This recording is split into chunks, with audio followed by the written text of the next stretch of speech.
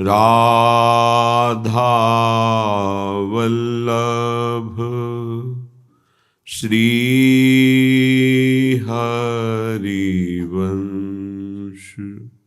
राधा वल्लभ श्री हरिवंश। वृंदावनेश्वरी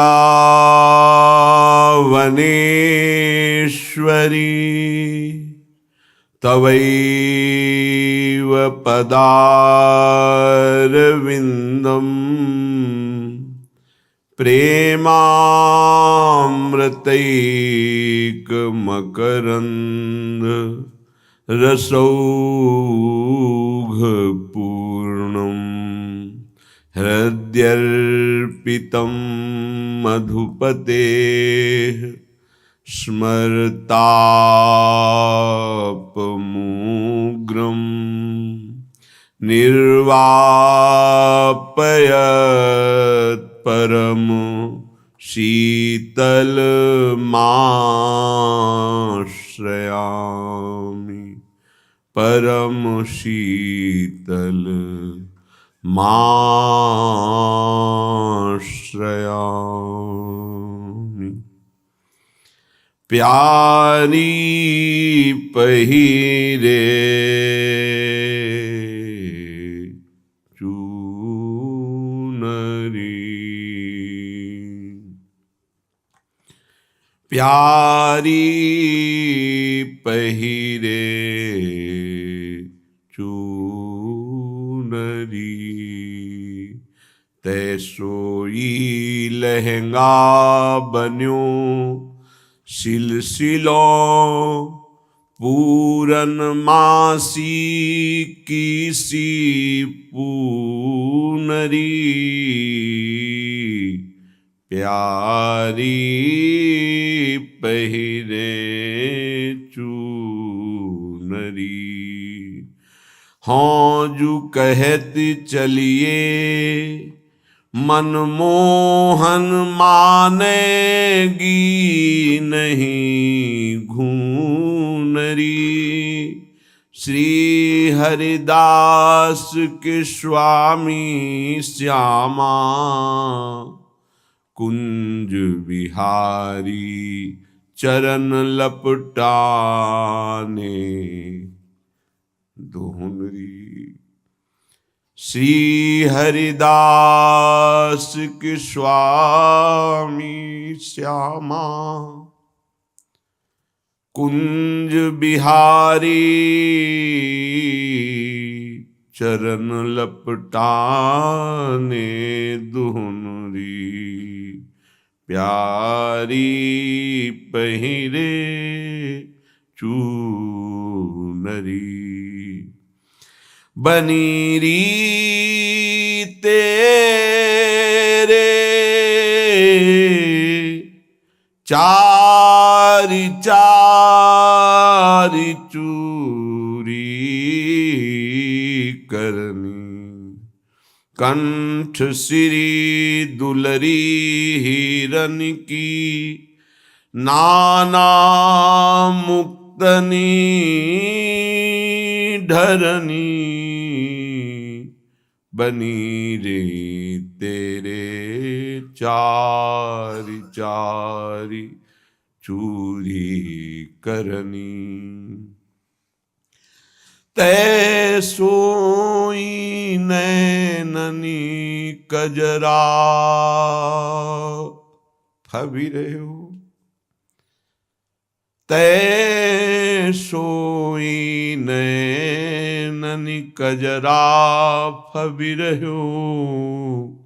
निरखी काम डरनी। श्री हरिदास के स्वामी श्यामा कुंज बिहारी रीझी रीझी पायन परनी। श्री हरिदास के स्वामी श्यामा श्यामा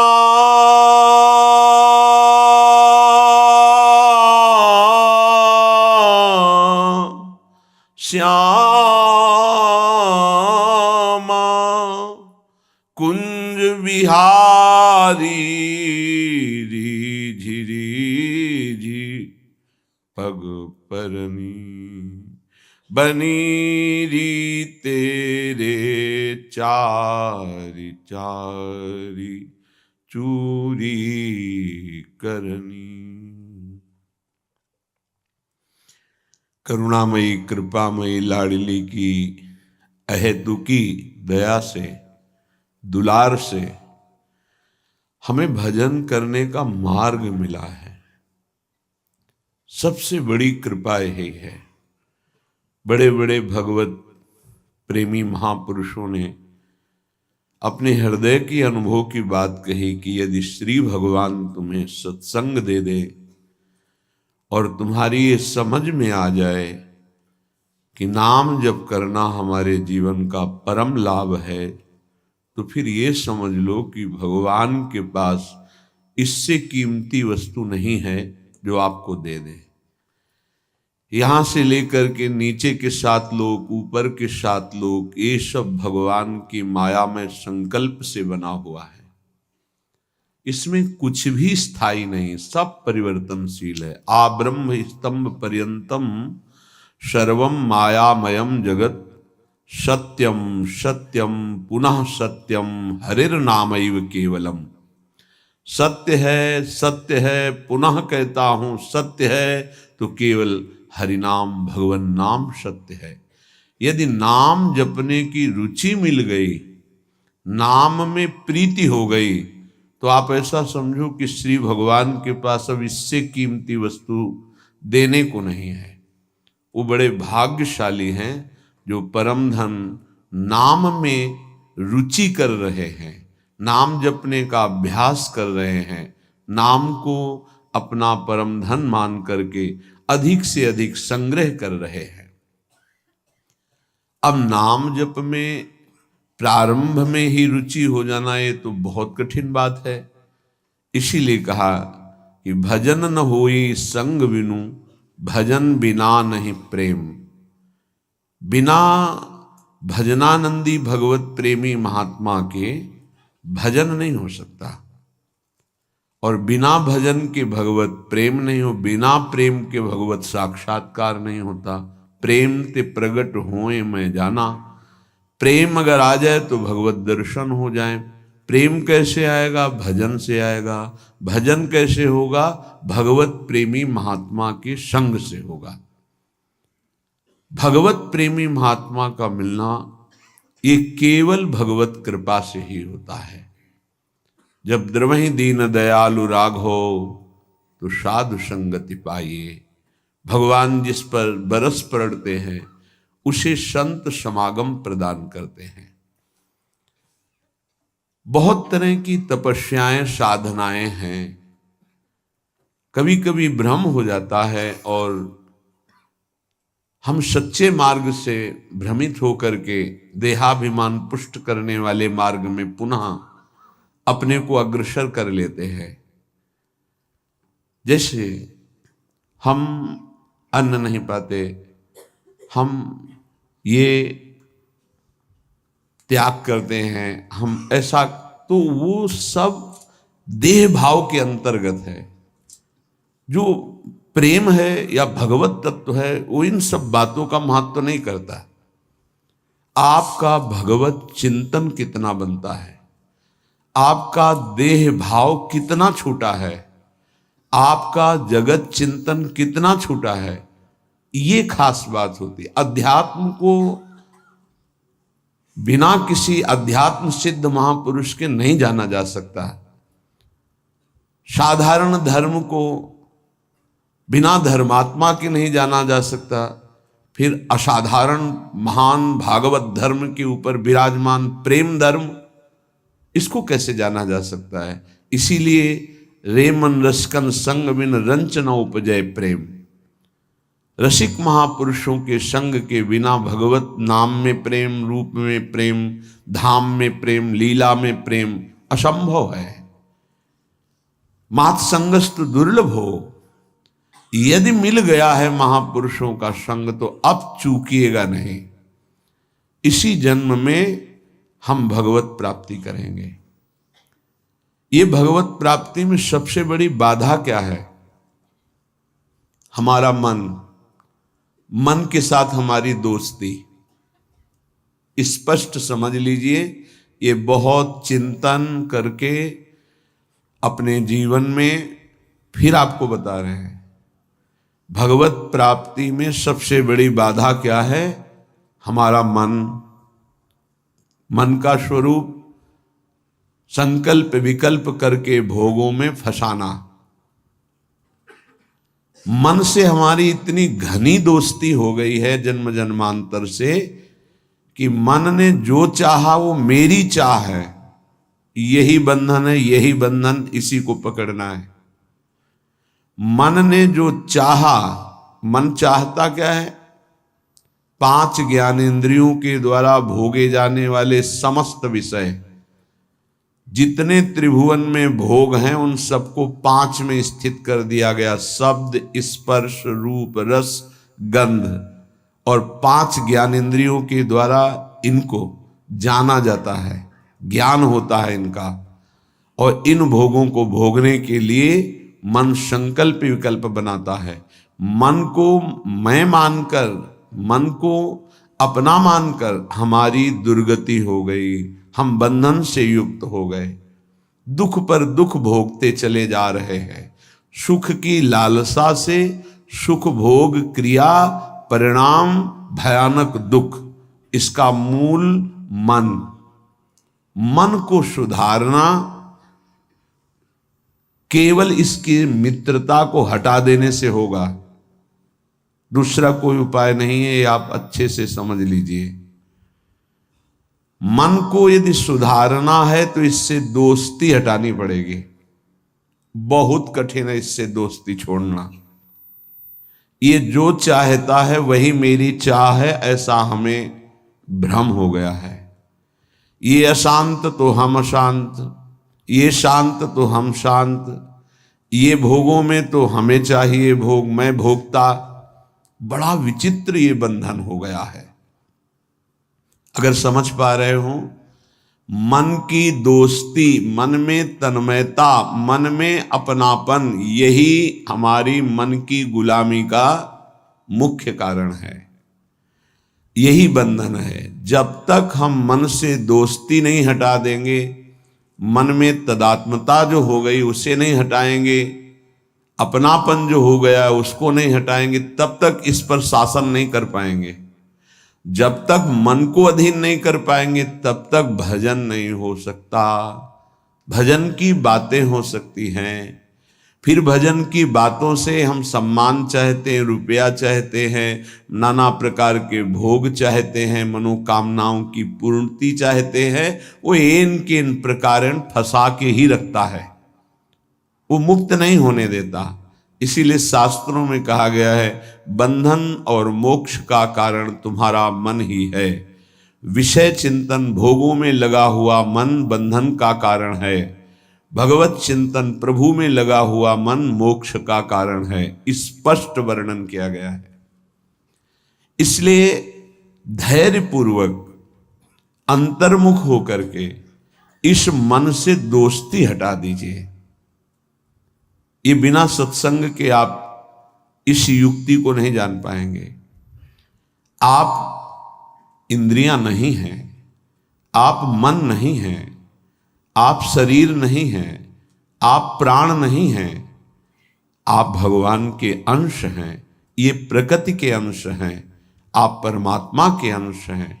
अपने को भूलकर इनकी अधीनता स्वीकार करके हमारी ये दुर्गति हो गई कि हम तुच्छ विषयों के अधीन हो गए। ऐसा लगता है यदि मन हमारा साथ नहीं देगा तो हम तो किसी काम के नहीं रह गए। अगर हम भोग नहीं भोगेंगे तो हमारा जीवन ही क्या रह गया। ये भ्रम बैठ गया है। यद्यपि आप पूर्ण काम हैं, आपको किसी भी वस्तु व्यक्ति स्थान भोग की किंचिन मात्र आवश्यकता नहीं है, पर आपका ये मन आपको अधीन करके भोगों में सुख है, यही जीवन है, यही लाभ है, ऐसा भ्रम करा दिया है। उसी भ्रम को दूर कराने के लिए श्री भगवान गुरुदेव के रूप से, शास्त्र रूप से, नाना प्रकार के धर्मार्थ कार्यों के रूप से, कि इससे मन पवित्र होगा। पवित्र मन निष्काम होता है, अपवित्र मन कामी होता है। जब तक मन पवित्र नहीं होगा तब तक प्रभु से प्रेम या प्रभु का तन्मयता पूर्वक भजन असंभव। निर्मल मन जन सो मोहि पावा। निर्मल मन प्रभु के नाम, प्रभु के धाम, प्रभु की लीला, प्रभु के रूप, इन्हीं से निर्मल होता है।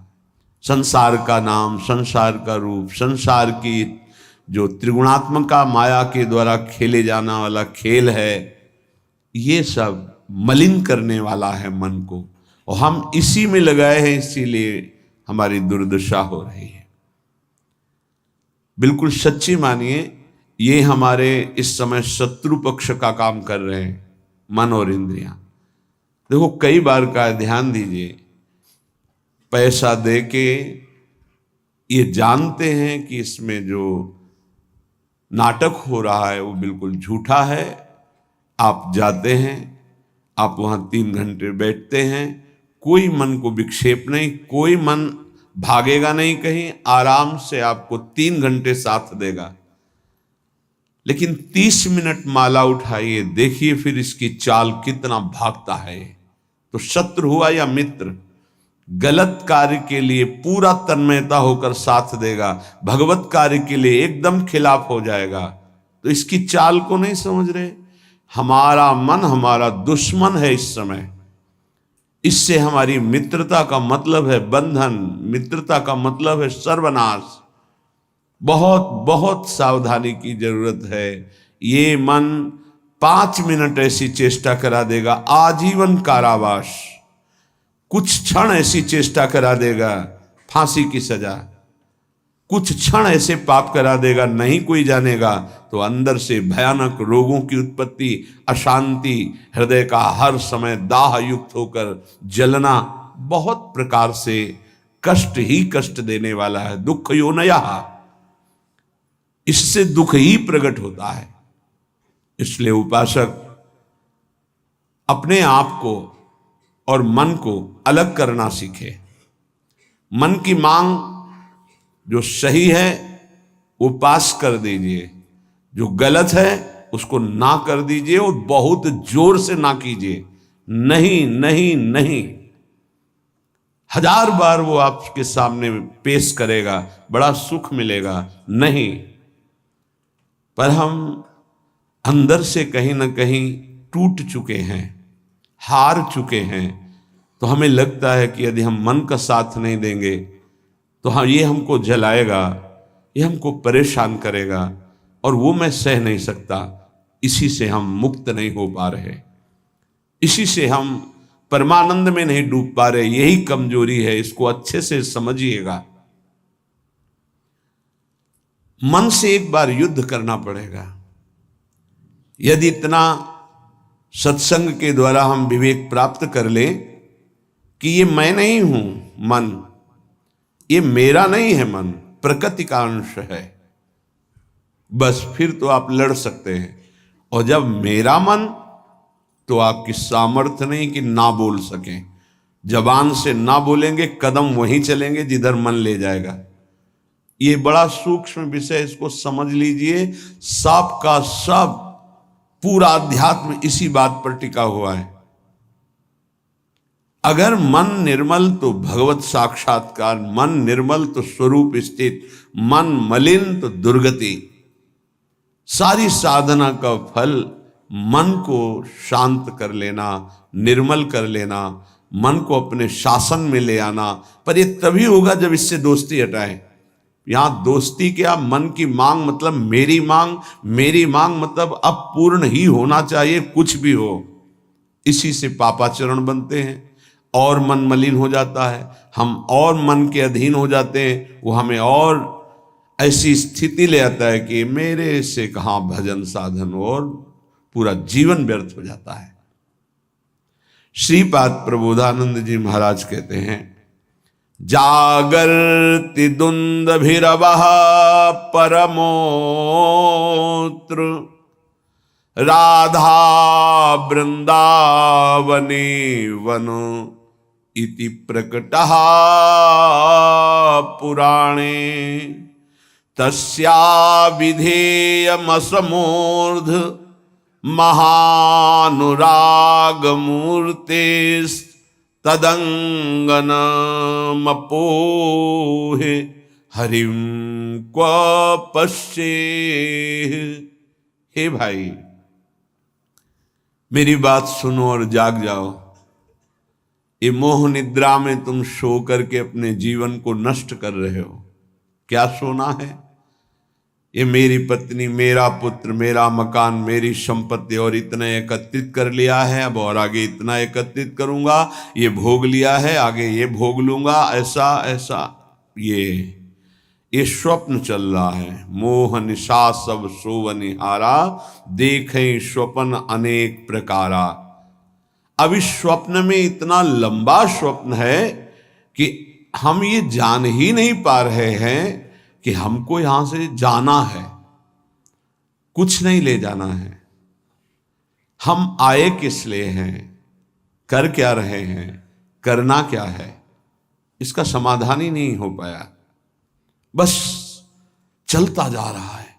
दूसरे को दाह संस्कार करके शौक आता है, समझाता है दूसरों को, खुद नहीं समझता कि यही दशा मेरे शरीर की होने वाली है। फिर इसके बाद कोई नवीन शरीर मिलेगा जिसमें हम साधना नहीं कर सकते, जिसमें हम बंधन से मुक्त नहीं हो सकते। इसलिए जागो, प्रभु की प्राप्ति ही जगना है। जहां तुम्हारे हृदय में भाव आया कि मुझे इस जन्म में भगवत साक्षात्कार करना है, जीवन मुक्त होना है, जगना प्रारंभ हो गया। अगर ये चाह नहीं आई तो सो रहा है, चाहे कोई भी हो। 18 पुराण कंठस्थ हो, चारों वेद कंठस्थ हो, लेकिन लक्ष्य भगवत प्राप्ति नहीं है तो सोया हुआ है। जगा हुआ पुरुष वही माना जाता है। मोह का नाश होकर ज्ञान का प्रादुर्भाव हो जाना। होय विवेक मोह भ्रम भागा, तब सब विषय विलास विरागा। जगा हुआ पुरुष जिसके हृदय में बात आ गई है, मुझे स्वरूप स्थित होना है, भगवत प्रेम प्राप्त करना है, भगवान से मिलना है, पक्का इस जन्म में मिलना है भगवान से, ये बात आ गई, वो जगा हुआ पुरुष है। तो ये बात जान लो कि भगवान कहाँ मिलेंगे। श्रीपाद कहें, ये हम डंके की चोट से कहते हैं कि हमारी लाडली जू परम पावन वृंदावन धाम में अभी इसी क्षण लीला परायण है। राधा वृंदावने वन इति प्रकटः पुराणे। बहुत से शास्त्रों में ऐसा वर्णन, गर्ग संहिता देख लीजिए, पाताल खंड में ब्रह्म वैवर्त पुराण में बहुत सुंदर वर्णन है, जगह जगह वर्णन है। तो जहां हमारी किशोरी जू है वहीं प्रभु विराजमान है। अब सूक्ष्म विषय इसका, किशोरी जू प्रेम रूप है। जहां प्रेम है वहीं हरि है। प्रेम के बिना हरि का साक्षात्कार नहीं हो सकता। प्रेम का मूर्तिमान स्वरूप हमारी प्रिया जो है, इसीलिए हम कहते हैं राधा राधा राधा। क्योंकि राधा उच्चारण किया तो जिनका नाम राधा है वो देखे, और जिनको प्राण प्रिय है वो देखे। प्राण प्रिय है हरि को, हरि रसना राधा राधा रट, स्वयं हरि जो राधा राधा रटते हैं, और किशोरी जो प्रिया प्रीतम दोनों हमारी तरफ देखेंगे राधा उच्चारण से। तस्या विधेय मसमूर्ध महानुराग। किशोरी जू की कृपा से ही महाअनुराग प्रकट होता है। महाअनुराग में ही हरि का साक्षात्कार होता है, प्रिया प्रीतम का साक्षात्कार होता है। इसलिए अगर हमारे वाक्य को आप समझ पा रहे हो, श्रीपाद कह रहे हैं तो आप वृंदावन का आश्रय ले लीजिए। अगर अखंड वास नहीं प्राप्त हो पा रहा तो आश्रय ले लीजिए, रजरानी का सेवन कीजिए, धाम आइए, बार बार यहाँ दर्शन कीजिए, प्रदक्षिणा परिक्रमा कीजिए, बैठकर एकांत में नाम जप कीजिए। बहुत बड़ा प्रभाव धाम में जो भजन करता है तो बहुत कई गुना बढ़ करके उसको लाभ मिलता है। इसलिए यहाँ बहुत जल्दी भगवत प्राप्ति होती है। मथुरा में 6 महीने में भगवत साक्षात्कार कर लिया ध्रुव जी ने। देखो 6 महीने भी बहुत होते हैं। अगर व्याकुलता बढ़ जाए, तन्मयता हो जाए तो 6 मिनट में भगवान साक्षात्कार करा दें। वो बहुत कृपालु है। मिलंति चिंता मणिकोटि कोट्यः, अब ये बात समझनी है। स्वयं बहिर्दृष्टि मुपैति वा हरिः, तथापि वृंदावन धूलि धूसरम न देहमन्यत्र कदापि आतुमे। एक तरफ हरि है, एक तरफ करोड़ करोड़ प्रकार के सब भोग सामग्री, महान रत्न, रुपया, पैसा, सोना, चांदी, सब वैभव है। अब अगर पूछा जाए मन से कि किधर कदम बढ़ाओगे, तो इधर ही कदम बढ़ेगा, हरि की तरफ नहीं। बातें केवल हरि की होंगी, हरि की तरफ कदम नहीं। बहुत विचित्र माया है, बहुत विचित्र माया। देखो ना, मन समझा रहा है अभी भोग लो, हरि तो आगे मिल ही जाएंगे। आगे कब कब आगे मिल जाएंगे? कितने दिन की आयु है? हमारा मन हमको गलत सलाह देकर हृदय को अपवित्र करता रहता है, हम राजी बने रहते हैं। बड़ा धोखा हो रहा है, हम अपने साथ धोखा कर रहे हैं। पक्का समझो, केवल हरि प्राप्ति के लिए हम यहां आए हैं। अनंत जन्मों से भटक रहे हैं, अनंत जन्मों से, न जाने किस किस लोक में, किस किस योनियों में कितना कितना कष्ट वो सब भोग के आए हैं। माया ने सब विस्मृत कर दिया है। अब लगता है देखा जाएगा जो होगा। अरे देखने लायक नहीं रहोगे। ऐसा कष्टप्रद जीवन होता है कि कोई उपाय नहीं है। अन्य योनियों में कोई उपाय नहीं है। बहुत कष्टप्रद जीवन। देखो ना जीवों के साथ कैसा बर्ताव कर रहे हैं, मनुष्य शरीर धारण करके। पता नहीं उनको कि यही दुर्गति उनकी होनी है। जीवित ऐसे जैसे पकोड़े तले जा रहे हैं, ऐसे जीवों को, ऐसे उनके, वो भी जीव हैं, वो हम ही तुम हैं, कर्म के अनुसार वो बन गए। क्या बर्ताव हो रहा है। वैसे भी जंगल में नाना प्रकार के कष्ट अन्य जीवों को प्राप्त होते हैं। अगर कांटा लग गया तो आप निकाल सकते हो, वो नहीं निकाल सकते। एकमात्र मानव देह है जिससे आप इस माया प्रपंच से मुक्त हो सकते हैं। यहां आना बुरा नहीं है, लेकिन कर्म बंधनों से आना बुरा है। जैसे जेल में दोनों रहते हैं, जेलर भी और कैदी भी। कैदी बन करके रहना ठीक नहीं, जेलर वहीं रहता है, उसको कोई बंधन थोड़ी। ऐसे ही कारक महापुरुष के रूप में जगत में आना बड़ा सुखद है। भगवान का यश गान करते हुए भगवत भाव में स्थित, भगवत स्वरूप में स्थित लाखों बार भेजे प्रभु, कोई परेशानी नहीं। ये जो कर्म बंधन से युक्त होकर आना है, इसे मिटाना है। ये संसार तब तक दुखद है जब तक भोग वासना है। भोग वासना हटी की परमानंद ही है दसों दिशाओं में, क्योंकि वही साक्षात आनंद मूर्ति भगवान ही सब रूपों में। मत्तः परतरम नान्यत किंचिदस्ति धनंजय, किंचन मात्र मेरे सिवा कोई नहीं है। वही परमानंद प्रभु विराजमान है। आपकी कसौटी है मिलत चिंतामणि कोटि कोट्यः स्वयं बहिर्दृष्टि मुपैति वा हरि। एक तरफ हरि है, एक तरफ नाना प्रकार के रत्न भोग सामग्री हैं। तुम्हारा मन उधर आकर्षित होगा, लेकिन तुम्हें उधर नहीं जाना, हरि की तरफ बढ़ाना है कदम। यहां तो बहुत छोटा स्तर गिरा हुआ है हमारी साधना का। अगर हमारे मनोनुकूल भोजन मिल गया तो प्रभु को भूल जाएंगे और उसका स्वाद लेने में हम समय अपना नष्ट कर देंगे। एक रसेंद्री का विषय, ऐसे हर इंद्री का विषय आप देख लीजिए। आपके मनोनुकूल कोई गाना, कोई नाटक, कोई सिनेमा, कोई आप देख लीजिए, प्रभु को भूल जाएंगे आप उस समय, और उस पे आपका मन तन्मय हो जाएगा। कितनी छोटी गिरी हुई स्थिति है। त्रिभुवन का कोई भी आकर्षण हमारा नाम न छुटवा पावे, भगवत स्मृति न छुटवा पावे, तब तो साधना मानी जाएगी। बिल्कुल सावधान। श्रीधाम वृंदावन का जो वास है, आश्रय है, ये बहुत जोर का है। आश्रय से ही भगवत प्राप्ति हो जाएगी अगर दृढ़ निष्ठा आ जाए। कोटि कोटि चिंतामणि रत्न आदि आपको प्राप्त हो तो भी तुम आश्रय मत छोड़ना प्रभु का, वृंदावन का, धाम का। पहली बात तो ये भगवत आश्रय कहीं भी रहोगे तो ये धाम आपको अपनी महिमा प्रकाशित कर देगा। कहीं भी आश्रय पक्का होना चाहिए। आश्रित हृदय वृंदावन का कैसा होता है कि जहां उसको अपने व्यवहार कार्य से फुर्सत मिली, भागा। जैसे कोई अपने घर को भागता है छुट्टी मिलने पर, ऐसे श्रीधाम भाग के आया। उससे कोई कहे अमुक जगह चलो, बहुत सुंदर, वहां शोभा है प्रकृति की, वो नहीं जाएगा। नहीं, हमारा तो जीवन वृंदावन है, प्राण वृंदावन है, सर्वस्व वृंदावन है। वो बस भाग के वृंदावन, ये है वृंदावन का आश्रय। एक दिन का भी समय मिला तो कहीं नहीं, भागा वृंदावन की तरफ।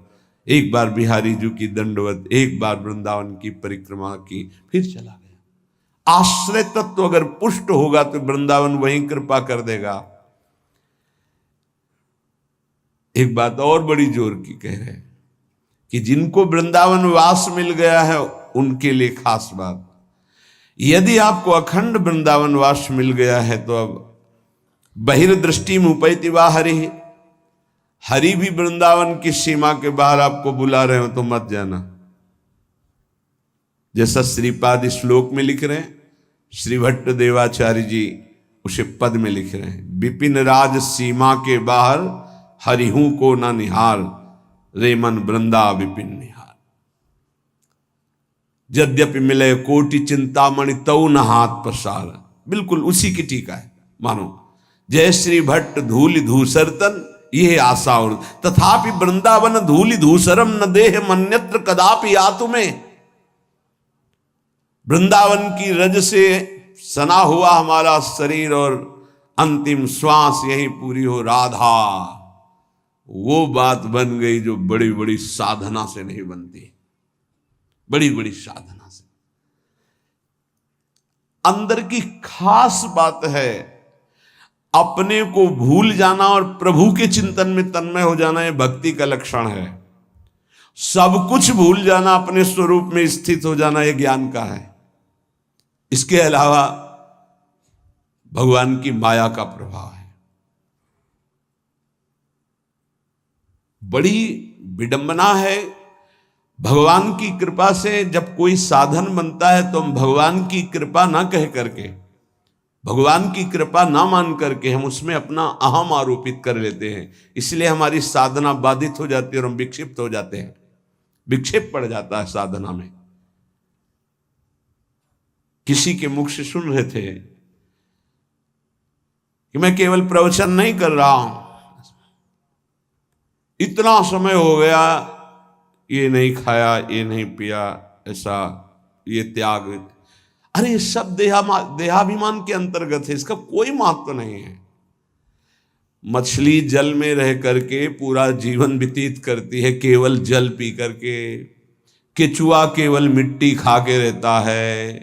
कितने पंछी केवल फल खा के रहते हैं। क्या भगवत प्राप्ति हो जाती है क्या? ये साधन देह विस्मृत करने के लिए है कि जो कुछ मिला थोड़ा डाल दिया, बस नाम चिंतन, भगवत चिंतन। चिंतन इस बात का कि एक एक दिन हम प्लस जोड़ रहे हैं कि ये नहीं खाया, ये नहीं पिया, ये नहीं त्याग। ये तो प्राकृतिक क्रिया है, इसका कोई महत्व है क्या? देह धर्म से युक्त होकर, देहाभिमान से युक्त होकर ऐसी चेष्टाओं में साधक उन्नति नहीं प्राप्त करता, गर्व करता है और पतन हो जाता है। महाराज ययाति का सुकृत नष्ट नहीं हो रहा था। बड़े समय से उत्तम लोकों में विमानों से घूम रहे थे।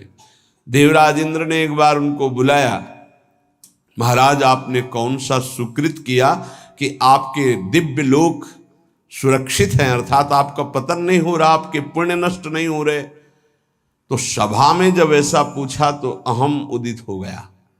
महाभारत में भगवान व्यास देव जी वर्णन करते हैं। उन्होंने कहा ना कोई ऐसा हुआ है ना आगे होगा। जैसा मैंने दान किया तप किया सुकृत किए, बस ऐसा निकलना था कि सारे सुकृत भस्म हो गए। देवराज इंद्र ने कहा विश्व के समस्त ऋषियों का, महात्माओं का, धर्मात्माओं का आपने अपमान कर दिया, आप भ्रष्ट हो जाए। उसी समय सर के बल नीचे ऐसे मृत्युलोक की तरफ आने लगे। तब उन्होंने आर्त भाव से कहा गलती हो गई हमसे, हमारी अंतिम प्रार्थना, जा तो रहा हूं नीचे के लोक में लेकिन महात्माओं के बीच में गिरूं। तो कुछ महात्मा ऐसे खड़े हुए, महाराज शिवी भी उसमें थे, भगवत चर्चा संभाषण कर रहे थे। देखा कोई तेजों में पतन की स्थिति से आ रहा है गिरता हुआ, तो ये कोई पुण्यात्मा है, रोक दिया अपने भजन बल से। जब ये जाना कि ये तो महाराज ये आती है, सारे सुकृत अपने दे दिए, तत्काल ऊपर से ऊपर चले गए। भजन का एक बल है, वो बल भगवान की कृपा से जुड़ा होना चाहिए। अगर अहम से जुड़ गया तो पतन होने में देर नहीं लगती। इस बात में साधक बहुत सावधान रहे। प्रायः ये अहम घूम करके ऐसे आ जाता, ऐसे शब्द साफ संतों की अवहेलना हो रही थी उनके मुख से, साफ संतों की। ऐसा कोई कर सकता है जैसा मैं कर रहा हूं? मैं कुछ नहीं है। ये खाना पीना, लेना देना, उठना बैठना, ये एक प्राकृतिक चेष्टाएं हैं। इनसे किसी की महात्मा स्थिति नहीं जानी जाती।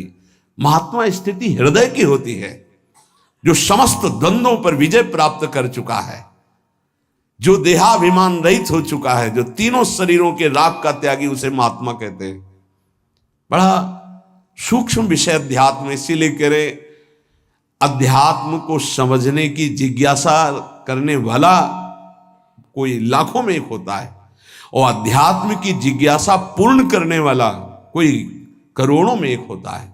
आप शास्त्रों में पढ़ के देखिए, हजारों जन्मों की पुण्य एकत्रित होते तब मुमुक्षुता जागृत होती, मैं मुक्त होना चाहता हूं। अरे भगवान की कृपा से कोई साधन बन जाए तो धन्य हो जाओ कि भगवान ने साधना करवा दी। कृपयतु मयि वृंदारण्य रागी मनाग, प्रति बहुल कृपारु स्नेह भाराद्रुदश्रु,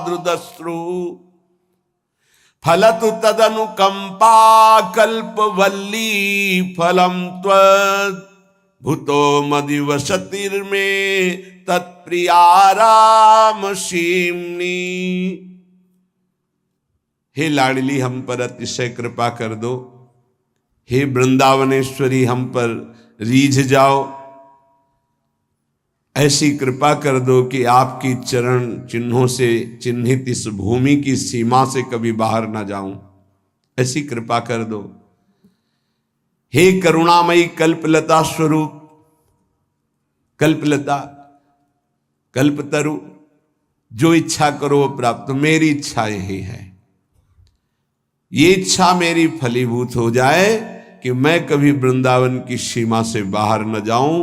हे लाडली, यदि बाहर जाऊं तो आपका भरोसा केवल रहे हृदय में। आपके भरोसे से ही हम संसार प्रपंच के खेलों में फंसेंगे नहीं। महारानी जू, हे प्रिया जू, आप करुणामयी हम पर ऐसी कृपा कर दो कि पहली बात तो वृंदावन की सीमा के बाहर न जाऊं, दूसरी बात अगर बाहर सेवार्थ व्यवहार्थ तो हे लाडली आपके चरणों का दृढ़ भरोसा रहे। अगर श्री जी के चरणों का दृढ़ भरोसा है तो पतित नहीं हो सकता उपासक। बाहर और भीतर, संसार में और धाम में, दोनों बात समझ लीजिए। हृदय में और बाहर व्यवहार में, धाम में और संसार में, वही सौभाग्यशाली माना जाएगा जिसका चिंतन प्रभु से हो रहा है। जो प्रभु के चिंतन में जुड़ा हुआ है वही महान सौभाग्यशाली है। धाम की एक असीम कृपा है, पर आप धाम में रहकर प्रिया प्रीतम का चिंतन नहीं करते, मनमानी पापाचरण करते हो, तो पुनः यही जन्म होगा, लेकिन दंड मिलेगा। ऐसा नहीं कि आप धाम वास कर रहे हैं, मनमानी आचरण कर रहे हैं तो आपको विमान आएगा, आप नहीं, आपको यही दंड मिलेगा। बहुत विविध प्रकार के दंड है। यहां भूत भी बनते हैं, हजारों वर्ष तक भटकना होता है, जब तक कोई सिद्ध महापुरुष नहीं मिल जाएगा तब तक उद्धार नहीं होता। पर रहेंगे धाम में, भूतेश्वर भगवान जो मथुरा में विराजमान, उनके शासन में रहेंगे। यहां भी विविध योनियों की प्राप्ति हो जाएगी, बड़ा कष्ट में जीवन रहेगा। इसलिए मानव देह मिला है, कोई अपराध न बने, निरंतर भगवत चिंतन हो। और अगर ये बात आश्रय लेकर बाहर भी हो रही है तो आपको दिव्य वृंदावन धाम की प्राप्ति होगी। निरंतर हमारा भगवत चिंतन नाम चलता रहे, इसके लिए श्री नारायण स्वामी जी, जिसे अजपा जाप कहते हैं, बड़ी महिमा है।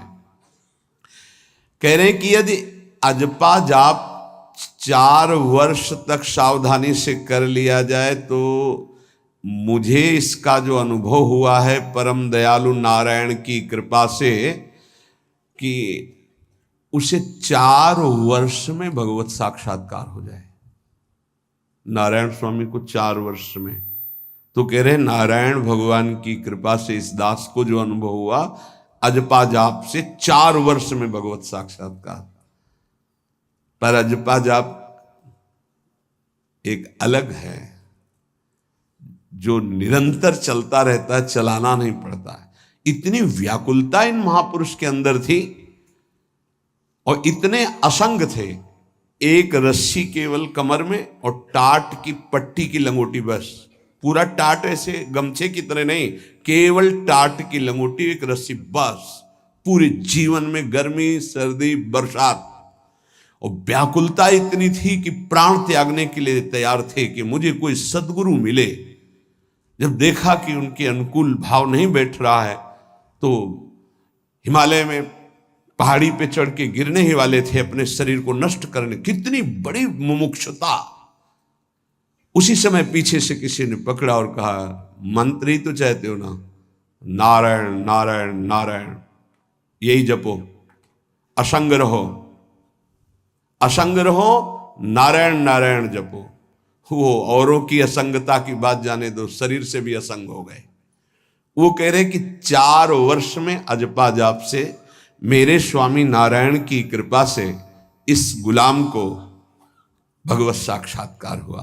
पहला जो दर्शन हुआ, इससे पता चलता है फिर आगे दर्शन होते रहे। पीछे छम छम की आवाज आई। अचानक वो इतना आकर्षण था कि मैं मुड़ा, देखा वो विमान की छोटी छोटी घंटियां बज रही थी। 4 पार्षद जो भगवान नारायण के आसपास थे और बीच में भगवान नारायण विराजमान थे। विमान नीचे उतरा, जो ही हमने देखा साष्टांग दंडवत किया, निहाल हो गए। मेरे स्वामी नारायण, जो नाम जप करोगे भगवान वही रूप का अनुभव कराएंगे। उन्होंने कहा, अब तुम्हारा जीवन कर्तव्य पूर्ण हो गया, अब तुम्हारे लिए कोई कर्तव्य नहीं। बद्रिकाश्रम चले जाओ और वहां बस मेरा भजन करते रहो, तुम्हारा काम पूरा हो चुका है। इस साधन से मैं कृतकृत्य हो गया, अजपा जाप से। ये अजपा जाप सब कोई कर सकता है, पर इसमें ये नियम है, वाणी से सत्य बोलना। अजपा जाप उसी का चलेगा, सत्य बोलने वाले का। ये जब उतरे हैं भगवत मार्ग में तो झूठ काहे को बोले भाई, काहे को झूठ बोले। लेकिन झूठ का तो ऐसा राज्य हो चुका है जबान पे, मतलब समझे में नहीं आता कि हम झूठ बोल रहे हैं। और झूठ में कलयुग का वास है, असत्य, इसमें कलयुग का वास है। इसीलिए प्रायः सबकी वाणी से झूठ निकलता है। झूठे ही लेना, झूठे ही देना, झूठे ही भोजन, झूठ चबेना। तो कम से कम और भूले तो भूलो तुम जिन भूलो मालाधारी। अय भगवत पार्षद, तुम क्यों भूल रहे हो कि तुम सत्य स्वरूप भगवान की आराधना करते हो। प्रेम पूर्वक जप करना, समदर्शित्व भाव लाना। अजपा जप 24 घंटे होता है श्वास के साथ पहले। 4 वर्ष के साधन से विमान में आए हुए भगवान नारायण का दर्शन। भाई जी महाराज का तो ऐसे दर्शन, निज पार्षद जन निज जन थे, उनके बीच में भाई जी से पूछते जा रहे हैं पूज्य श्री जयदयाल गोयनका जी, भगवान के चरण कितनी दूर हैं? बस बोले पास हैं, स्पर्श कर रहा हो। कैसे लोगों को विश्वास होगा? कैसे? जैसे वो एक विज्ञान से पढ़े लिखे डॉक्टर, तो उनको लग रहा था कि संत ऐसा कैसे कर सकते हैं कि किसी का कैंसर नष्ट कर दें। जैसे उनको लग, पूज्य राधा बाबा के प्रारब्ध को भाई जी ने अपने शरीर पर लिया। देखो, नाटक करना अलग बात है, सिद्ध संत जन करुणामय होते हैं। कल फिर बताया था, उन्होंने अपने प्रारब्ध जो भजन साधन से एकत्रित किया हुआ उनको दिया, प्रारब्ध अपने ऊपर ले लिया, अपनी टांग कटा ली उनका कैंसर। भाई जी अस्पताल में भर्ती रहे राधा बाबा के प्रारब्ध को लेकर के। इन संतों की महान उदारता और महिमा को कैसे कोई जानेगा। ये अजपा जप में बड़ी सामर्थ्य है। इसमें क्या होता है कि जपना नहीं होता है, पर यहां तक पहुंचना कठिन है। पीछे बताया गया था कि इतने समय तक अगर आप वैखरी से भजन करें, परसों ही शायद चर्चा हुई थी, फिर आपके कंठ से चलने लगेगा, फिर आपके हृदय से चलने लगेगा, फिर नाभि से चलने लगेगा। ये श्वास पर अभ्यास किया जाता है। ऐसा जैसे आवाज ना निकले पर आप गुनगुनाओ, नाक की वायु को अंदर से काटते हुए नाम के द्वारा, बस आवाज नहीं निकल रही, क्या चल रहा है श्वास में। हमने नारायण शब्द का अभ्यास किया। नारायण स्वामी जी कह रहे, जो हमें गुरु जी ने दिया, नारायण नारायण। 24 घंटे इसका अभ्यास करते करते रोम रोम आनंद से भर गया और नारायण शब्द स्वाभाविक चलने लगा। अजपा जाप बहुत जल्दी भगवत साक्षात्कार कराता है। करता नहीं रहता जाप का, और जाप होता है। भोरी सखी जी ने भी कहा, नाम श्वास दो बिलक चलत है, इनको भेद नमो को भावे, श्वास ही नाम नाम ही श्वासा, नाम श्वास को भेद मिटा। बहुत जो चाहोगे प्राप्त हो जाएगा। ये रुपया पैसा संसार की भोग सामग्री, ये तो तुम्हें कोई देगा भी तो तुम्हारी इच्छा नहीं होगी, आसक्ति नहीं होगी इनकी तरफ।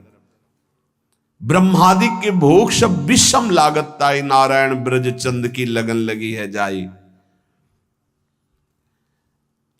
अजपा जाप को निरंतर चलाने के लिए एकांत में भगवान की कुछ स्तोत्र और प्रार्थना है, उनको गाइए और रोइए, प्रभु से प्रार्थना कीजिए। क्या? मुझे अजपा जाप दे दीजिए, निरंतर भजन दे दीजिए, वो दे देंगे। हमने संतों से सुना है कि भगवान भजन मांगने की बात को बड़ी जल्दी पूरी करते हैं, कि मुझे अखंड भजन दे दीजिए, हृदय से जब चाहोगे तब। वो अंतर्यामी है, वो आपके अंदर बैठे देख रहे हैं। भगवान मुझे भजन दे दिए, और आपके चल रहा विविध भोगों की, तो पहले उन भोगों को नष्ट करेंगे या पूर्ण कराएंगे, तब आखिरी बातें आएगी।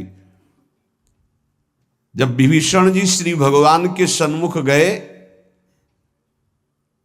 तो भगवान ने सबसे पहली बात पूर्ण की, जो लंका में चलते समय भाव आया था, कि भगवान के चरणों का आश्रय लेकर उनके बाहुबल से इस रावण का विनाश करके जिस सिंहासन पर बैठकर इसने लात मारी, यहीं बैठूंगा आके। पहला काम किया, समुद्र का जल मंगाकर लंकाधिपति पद पर अभिषिक्त कर दिया। लंकेश कह के उन्होंने कहा कि प्रभु उर्कछु प्रथम वासना रही, प्रभुपद प्रीति सरित सो बही। प्रभु आपके चरणों के दर्शन से कोई कामना नहीं। तो भगवान कहते नहीं, पहले कामना की थी उसकी पूर्ति ले। हम भगवान से भजन मांगेंगे, साथ में नाना प्रकार की वासनाएं हैं, तो इसीलिए जब बहुकाल करी सत्संगा, सत्संग सुनते सुनते ये दिमाग में बैठ जाता है कि भोग वासनाएं, कामनाएं ये हमें फंसाने वाली हैं, हमें नहीं चाहिए। जब आपके अंदर से उदासीनता आएगी तब भजन की मांग पूरी हो जाएगी। कभी कभी भगवान का गुणानुवाद करके एकांत में रोया करे साधक। कभी रोना आता है अपने इंद्रिय और मन के विलास की पूर्ति ना होने पर। इतने मोटे मोटे आंसू गिरते, तब लगता है कितने कीमती आंसू कितने घटिया जगह में गिरा रहे हो। अरे इन्हीं से प्रभु को खरीद लेते हैं। अगर उनके लिए रो देते तो इतने करुणामय है वो कि आपको आभास होने लगता। भले हम अंतःकरण उस कोटि की व्याकुलता नहीं कि मेरे प्रभु हम पर कितनी कृपा कर रहे हो, अगर हृदय से उनको पुकारे तो निश्चित वो अनुभव में आ जाते हैं। छोटी छोटी बातों में लोग रो देते हैं, ऐसे रो देते हैं, मोटे मोटे आंसू चल रहे बात में ऐसे, और प्रभु की चर्चा हो जाए घंटों, कोई फर्क नहीं पड़ेगा। ये तो आश्चर्य लगता है। और भक्तों को चाहे जितना भीषण कष्ट हो, कभी आंसू नहीं निकल सकते। जब आंसू निकलेंगे तो भगवत भाव में निकलेंगे। कह रहे नारायण स्वामी कि अजपा जाप के लिए भगवान से प्रार्थना करो। कभी कभी एकांत में उनके स्तोत्र हैं, गुण हैं, उनको गा गा कर रो, उनसे प्रार्थना करो, हे दीन बंधु मुझे अपना अखंड भजन दे दो। जो चाहिए सब प्राप्त हो जाएगा। भजन से क्या नहीं प्राप्त हो सकता। एकांत में बैठकर रोने से, ऐसे प्रतिदिन जब आप नियम बना करके प्रभु से प्रार्थना करेंगे। मीराबाई जी ऐसा ही करती थी, रात्रि में गिरधर से बात करती थी, प्रार्थना करती थी।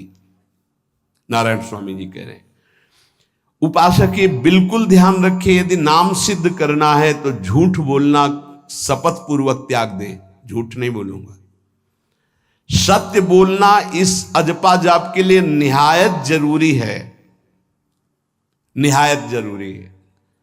प्रार्थना है, काहे को मलिन करे जिह्वा। जब हम भगवत मार्ग में चल रहे तो ये याद भूल जाती है हमें कि हमें सत्य ही भाषण करना है, असत्य नहीं बोलना। ये हमें भूल जाते हैं। क्यों भूल जाते हैं? क्योंकि माया का ऐसा प्रभाव। अगर हम भजन के प्रेमी हैं, भजन बढ़ाना चाहते हैं, तो हम झूठ क्यों बोले? सारे जगत में जो भी तुम्हारे सामने आवे, दृष्टि से उसको जरूर देखकर एक बार प्रणाम करो। मेरे प्रभु इस जीव जंतु के रूप में, जड़ के रूप में, चैतन्य के रूप में। इससे तुम्हारे हृदय में पवित्रता बढ़ेगी, अजपा जाप चलने में सहायक होगा। सत्य बोलना, भगवान से एकांत में रोकर प्रार्थना करना, सबके प्रति भगवत भाव रखकर प्रणाम करना, जिससे तुम्हारा कहीं दोष दर्शन नहीं होगा। किसी के मन को दुखाने वाली कभी बात न कहे, किसी को दुर्वचन न कहे, किसी का वैर भाव अपने हृदय में स्वीकार न करे। ये साधन मैंने स्वयं किया है नारायण की कृपा से। इस दास को वेदांत का भी पूरा ज्ञान है और भक्ति मार्ग का भी। दोनों का आखिरी भाव समदर्शिता है, चाहे भक्ति से चाहे ज्ञान से। सब में ब्रह्म देखना, सब में वासुदेव देखना, सब में इष्ट देखना। भक्ति विषय में भजन और ज्ञान विषय में नारायण, ये दोनों बात भक्त में होनी चाहिए। भक्ति का प्रथम और अंतिम विश्राम भजन, हर समय भजन चलना, और आंतरिक ज्ञान का विषय सब में हमारे इष्ट देव। ये दो बातें जरूर होनी चाहिए परिपक्व भजनानंदी होने के लिए। अगर भगवान की प्राप्ति करनी है तो ये दो बातें बड़ी जोर की है। भजन निरंतर, और जिसके भी सानिध्य में आए उसमें भगवत भाव करना। मेरे नारायण ने मुझसे कहा, वो फरमाया कि उनके पीछे पीछे मैं चलता हूं जो मेरे ऐसे भजन करने वाले भक्त होते हैं। और श्री कृष्णचंद्र जी ने दयालुता में भागवत में कहा, अनुब्रजाम में हम नित्यम पूयत्यंगुरेण भी। मुझे बहुत रोना आता है बात सुन करके कि दास की चरण रज के लिए स्वामी पीछे पीछे डोलता है। किस भक्त के पीछे? जो दो बातें यहां कही, जो निरंतर नाम जप करता है और सब में भगवत भाव रखता है, तो भगवान नारायण ने नारायण स्वामी से कहा कि मैं उसके पीछे पीछे डोलता हूं कि उसकी चरण रज मेरे ऊपर पड़ जाए। और भगवान श्री कृष्णचंद्र जी ने कहा, निरपेक्षम मुनिम शांतम निर्वैरम सम दर्शनम। निरपेक्ष जो किसी की अपेक्षा नहीं रखते, किसी से कोई संबंध नहीं स्वार्थ का। मुनिम जो निरंतर मंत्र का नाम का मनन करते रहते हैं। शांतम हर द्वंद्व की प्रहार स्थिति में वो शांत रहते, विचलित नहीं होते। निर्वैरम कोई उनसे वैर करे तो भी वो उससे वैर नहीं करते। और समदर्शी सब में अपने इष्ट को देखते। ऐसे संतों के पीछे में भगवान कहते उनकी चरण रज लेने के लिए हर समय पीछे पीछे रहता हूं।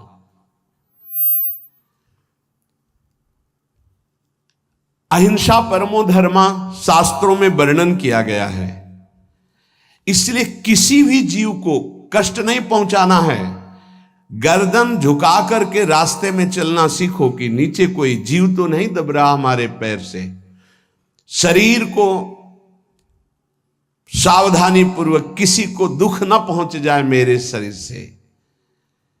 वाणी को संभाल कर, किसी के हृदय में बाघ बाण ना लग जाए, वाणी का बाण ना लग जाए। बाहर का प्रहार तो सहा जाता है, लेकिन जब हृदय में शब्द चुभता है वचनों का, ये बाण खरकता रहता है। किसी भी जीव को कभी मारना नहीं, वो तुम्हें नुकसान नहीं पहुंचाएगा। गीता वाटिका में सांप निकला, फण वाला कोबरा। राधा बाबा ने कहा, देखो अभी केवल हमने देखा है, अगर और लोग देखेंगे तो आपको पीड़ा पहुंचा सकते हैं। इसलिए एक लकड़ी उठाई और कहा, मैं रास्ता बना रहा हूं, आप इधर से चले जाओ। ऐसे किया, सांप उधर चला। सब में भगवान है। अगर हम भगवत भाव करते हैं तो निश्चित वहां से कोई विरोध नहीं होगा। जब हम भगवत भाव करते तो सर्वात्मा भगवान वहां विराजमान, कैसे आक्रमण करेंगे? जैसे रत्नावती जी के लिए माधव सिंह ने जंगली शेर पिंजड़े में बंधवा कर वहां लाए और ऊपर से बालकनी से पिंजड़े का ऐसा खींच दिया गया, शेर बाहर निकला दहाड़ता हुआ। और वो पूजा में थी ठाकुर जी के। संतशाला में बहुत से संत विराजमान थे। दासी ने कहा, महारानी सावधान, सिंह।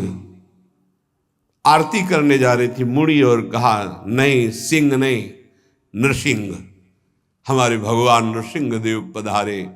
और थाल लेकर मुड़ी तो जैसे सीधी गाय ऐसे खड़े हो गए। तिलक लगाया, आरती की, प्रणाम किया। सिंह घूमा और छलांग मारी ऊपर। जो बालकनी में राजा के पार्षद उसको बंदी बना करके लाए, सांप को फाड़ और जंगल में। किसी संत को, रत्नावती जी को या किसी को वहां कोई क्षति नहीं, लेकिन जो उनकी क्षति के लिए लाए थे उनके लिए वो सिंह, इनके लिए वो भगवान नरसिंह।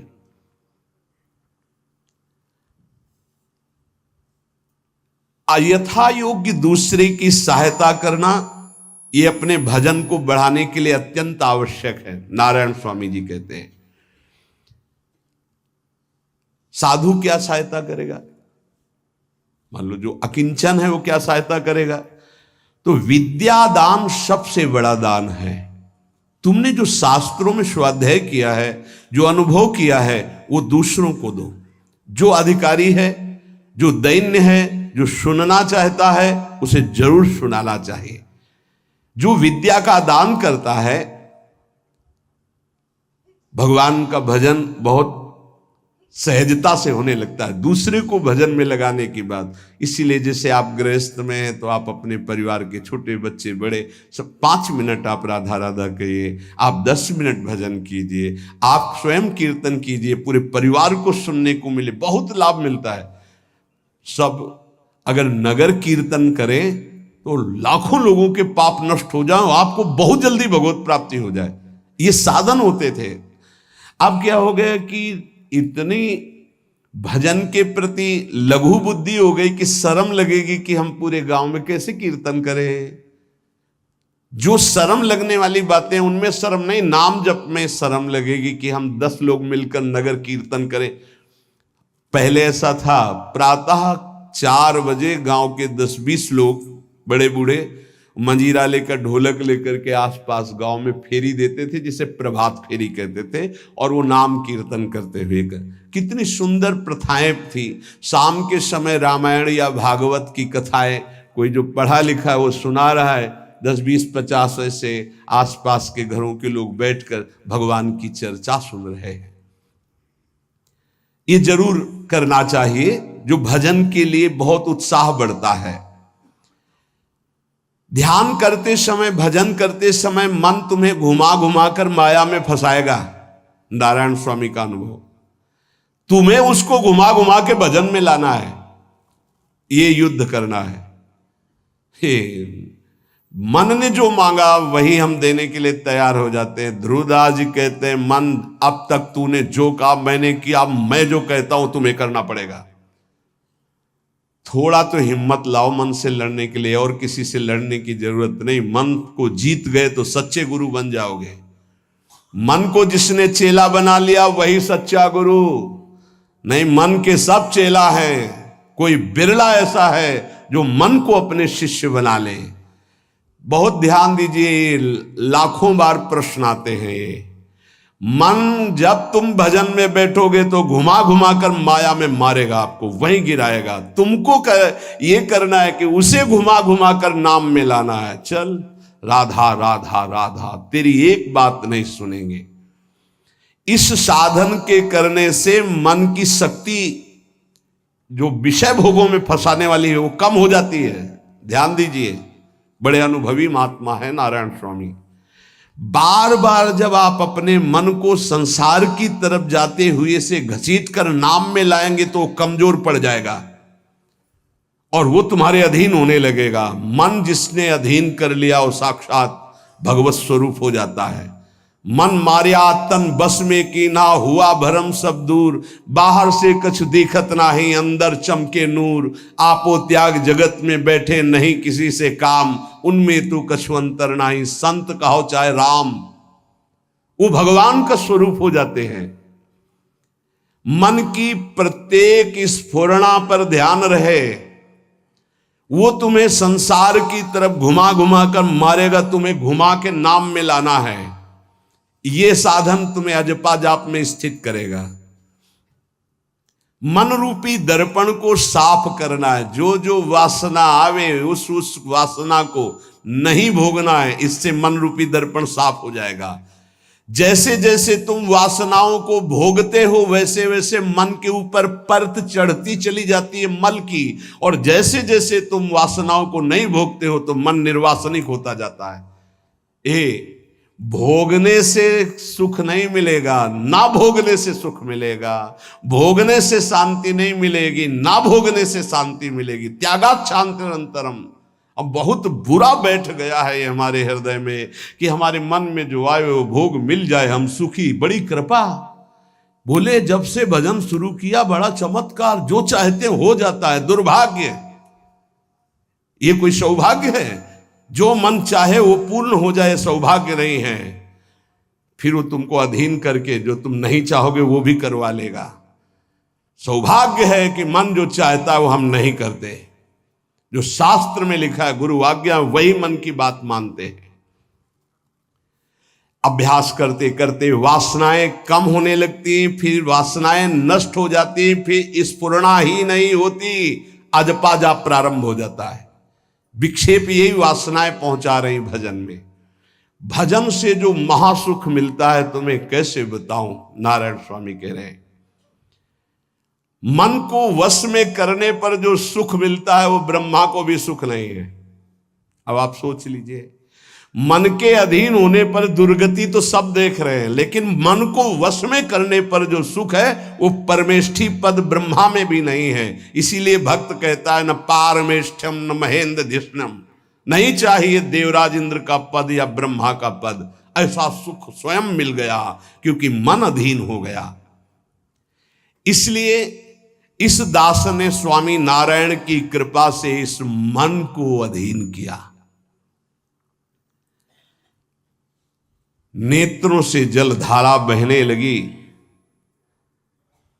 और हर समय नारायण की छवि नेत्रों में बस गई और जिह्वा ने प्रबल रूप धारण कर लिया। नारायण नारायण नारायण नारायण। अभी जिह्वा प्रबल रूप, समोसा चटनी ये वो कैसे नाम मीठा लगे। राधा नाम सुधा रसम, पानी आया मुंह में? नहीं। राधा नाम सुधा रसम, पानी आया मुंह में? नहीं आया। वह भी गरम गरम समोसा चटनी ये या अमुक चीज या अमुक, मुंह में पानी आ जाएगा, क्योंकि हमारी जिह्वा का स्वाद बिगड़ गया। बोले हमारी जिह्वा प्रबल हो गई। किस बात में? रुकी नहीं रही। राधा राधा राधा राधा, जैसे राधा बाबा की। नारायण स्वामी जी कह रहे नारायण नारायण नारायण। हमने इसको कैसे वश में किया? बाजार में जाता, मिठाई की दुकान के सामने खड़े होता, जो सब चीज दिखाता, और फिर कहता नारायण नारायण नारायण, कुछ नहीं मिलेगा, चलो। फल की दुकान में जाता, जगह जगह इसको हर चीज दिखाया, कुछ नहीं दिया, ये हमको जलाया, वो हम नारायण नारायण के द्वारा इसको शांत किया। माया ने हर चीज मंगवाकर हमारे सामने रखी पर नहीं खाया। ध्यान दीजिए, महापुरुष अपने इसको लिखने के पहले उन्होंने लिखा है कि मैं कोई लेखक नहीं हूं, मैं उन साधकों के लिए जो भगवत साक्षात्कार करना चाहते हैं उनके लिए रात्रि में अपने प्रिय नारायण का भजन रोक करके कुछ बातें लिख रहा हूं। अगर इनको स्वीकार करोगे तो आपका भी अजपा जाप चलने लगेगा, आप भी भगवत साक्षात्कार कर लेंगे।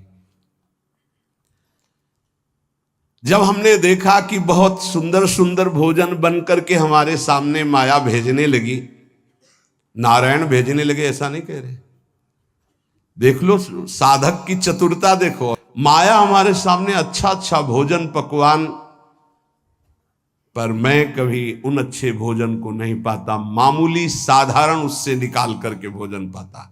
जितने सिद्ध हुए हैं उनकी रहनी यही है। मिठाई चरफरा स्वादिष्ट जवान पर ना रखने का नियम ले लिया, ये बड़ी बात है। अभी कुछ समय पहले एक महापुरुष पधारे, उन्होंने पहले आजीवन मिठाई छोड़ दी, कोई मीठा, फिर नमक छोड़ दिया, फिर भगवदाकार वृत्ति में शरीर भी छोड़ दिया।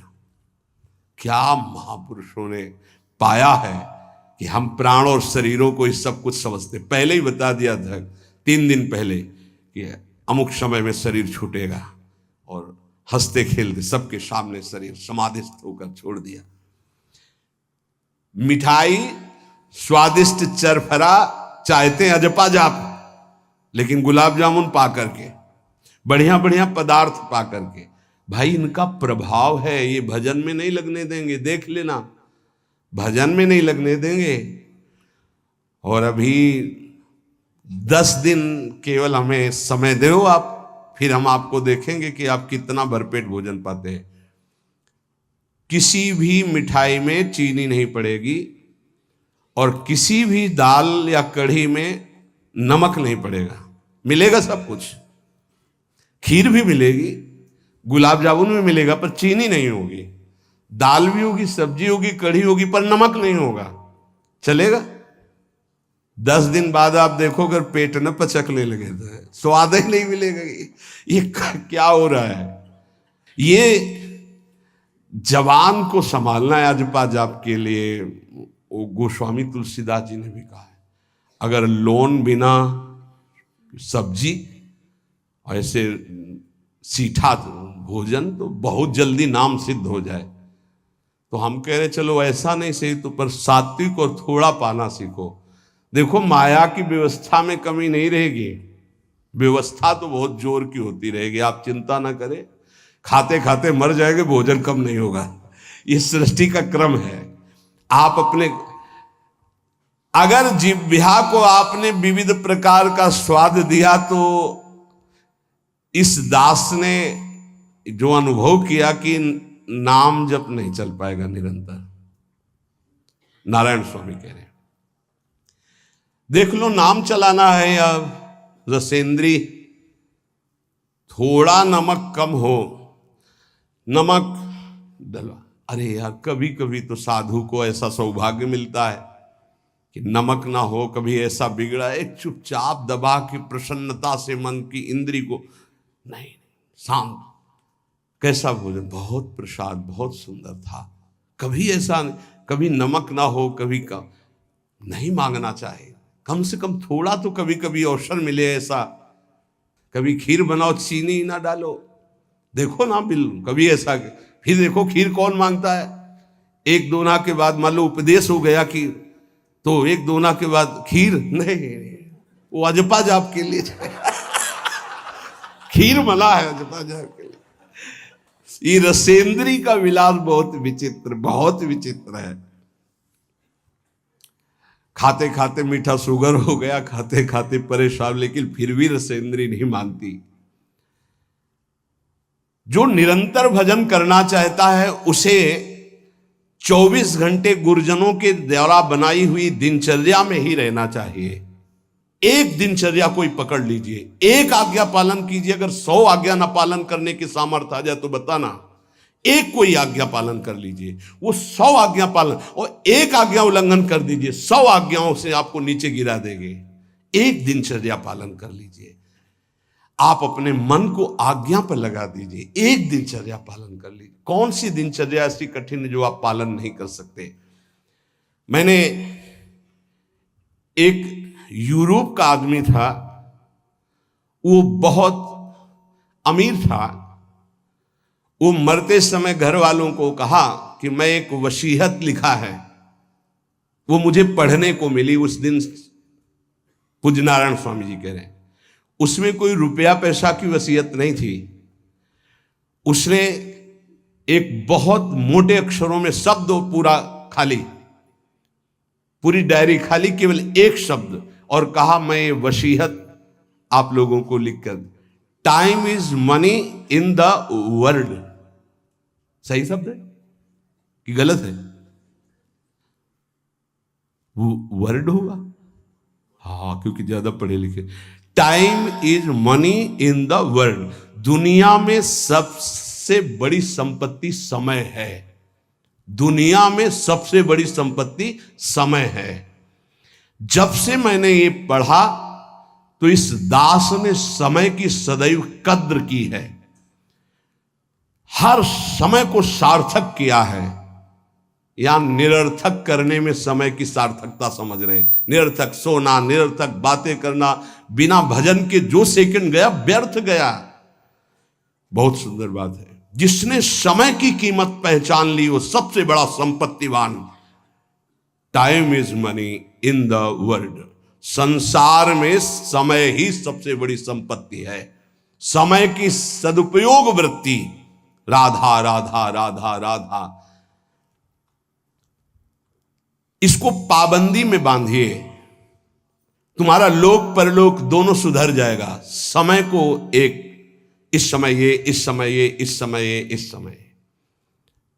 परसों जब इसी का सत्संग हुआ था तो ये हुआ था कि यदि आपने किसी को 5 बजे का समय दिया तो 5 मिनट पहले पहुंच जाइए। ये साधक का लक्षण होता है। अगर 3:30 बजे से वाणी पाठ होता है तो आपको यहां 3 सवा 3 बजे ही उपस्थित हो जाना चाहिए। आप सर्वांतर्यामी भगवान के द्वारा दिया हुआ दिव्य मानव देह और दिव्य सत्संग और इसको दिव्य बनाने का अवसर खो मत। नहीं, ये सोने के लिए नहीं, ये व्यर्थ के लिए नहीं, ये मुंह दिखी करने के लिए नहीं है, ये अंता से पालन करने के लिए है। जब से मैंने ये शब्द पढ़ा था time is money in the world, तो अपने जीवन में कभी 1 मिनट भी व्यर्थ नहीं खोने दिया। 1 मिनट भी। देखो यही लगन नींद पर विजय प्राप्त करवाती है। यही लगन कि मुझे समय बर्बाद नहीं करना, जितना अधिक से अधिक भजन। पता नहीं आज शाम हो कि ना हो, हम क्यों अपने इस दिव्य समय को नष्ट करें? पर लोग समय कटता नहीं है, इसलिए टेलीविजन और कई कई प्रकार की बहिर्मुख वृत्तियों को स्वीकार करते हैं कि समय काटना है। बोले समय नहीं कटता। और सही पूछो तो भगवान से मनाया जाता है कि नींद ना आवे, कभी कभी ये रात्रि ना हो, इसके लिए कि मैं रात्रि हो गई तो 10 घंटे 8 घंटे सो रहा हूं। नहीं, रात दिन भजन, जाना है यहां से। पता नहीं आप लोगों के दिमाग में है कि नहीं है, हर समय बात है कि जाना है। कोई भी मिनट आखिरी हो सकता है, बिल्कुल चलो, जाना है। फिर किस बात के लिए उदास हो जाना, निराश हो जाना? क्योंकि ये पक्का पता मुझे जाना है। कहां जाना है? लाडली जी के पास जाना है, जिनके लिए तरस रहे हैं उनके पास जाना है। तो उसमें कोई भय है क्या कि जाना? जिनके लिए हम तरस रहे, तड़प रहे, उनके पास जाना है। जहां अनंत जन्मों से बिछुड़े वहां जाना है। कोई आश्चर्य की बात है, कोई दुख की बात है, कोई घटना की बात है? और जाने का ये बुलावा है। एक माई है, भयंकर कैंसर से पीड़ित है, मुस्कुराहट के सिवा कभी हमने उसके मुख में उदासी नहीं देखी। जब प्रणाम करके बाद, बहुत कृपा है लाडली जी की, बहुत कृपा है गुरु जी की। यह जीवन है। आपके अंदर अगर थोड़ी देर सोचो कि कैंसर की रिपोर्ट आ गई, अब कैसा लगेगा? कैसा लगेगा? भाई भगवान ने हमें क्या दिया है? थोड़ी देर आंख बंद करके सोचो, यदि तुम्हारी आंखें ज्योति रहित हो जाए तो कैसा लगेगा? घबराहट पैदा हो जाएगी। आप देखो, अभी आंख बंद करो, सोचो अगर ये सदा सदा के लिए ऐसी हो गई तो भगवान ने कितनी कृपा दी। तुम सुन सकते हो, बोल सकते हो, देख सकते हो, सूंघ सकते हो, चल सकते हो, अभी स्वस्थ हो। समय की कदर करो। नहीं, ये समय निकला चला जा रहा है, ये वापस नहीं आने वाला। और स्थिति ऐसी बना लो कि हर स्थिति में तुम्हारा मंजीरा बजने से रुके ना। पक्का। जब भीषण कष्ट की स्थिति थी तब भी कहते थे व्हील चेयर में बैठा लो, हमारा नियम है इस समय बाहर निकलकर 4 चक्कर लगाना, आप लगाओ चक्कर। नहीं, ऐसे नहीं बैठा लिए, हमारा नियम। और जो नियम है, उठाओ हमको, टांग के ले चलो, हमारा शरीर का संस्कार करो वैसा, चलो टाइम बाय टाइम। ये क्यों हुआ? बचपन से इसका अभ्यास और भगवदाश्रय। इसीलिए सबसे प्रार्थना करते हैं, ये किसी एक के लिए नहीं है। व्याधि मंदिरम शरीरम व्याधि मंदिरम, कौन सा देवता प्रकट हो जाए? किडनी फेल कर, कितने प्रकार के रोग हैं भैया। और एक बार जहां रिपोर्ट आई कैंसर, खत्म खेल। भजन साधन सब खत्म, चेहरे का रंग बदल, दिल बोले ब्लॉक हो गए इस दोनों नसें। अब वो परेशान है। अरे ब्लॉक नहीं, फेल हो जा, पास हो जा, इसमें क्या जाना? राधा राधा हर समय तैयार है। जैसे आर्मी का जवान तैयार रहता है बॉर्डर पे कि कहीं से भी गोली आ सकती है, ऐसे बिल्कुल तैयार रहो, पक्का तैयार रहो। बार बार कह रहे हैं सावधान, समय की कीमत को पहचानो, हर श्वास में राधा राधा। एक हित धाम में आए थे, बोले अब बस वृंदावन आ रहा हूं, तो अचानक श्री जी की कृपा से दृष्टि में हम कहा आप जाइएगा मत, अब यहीं रहिएगा।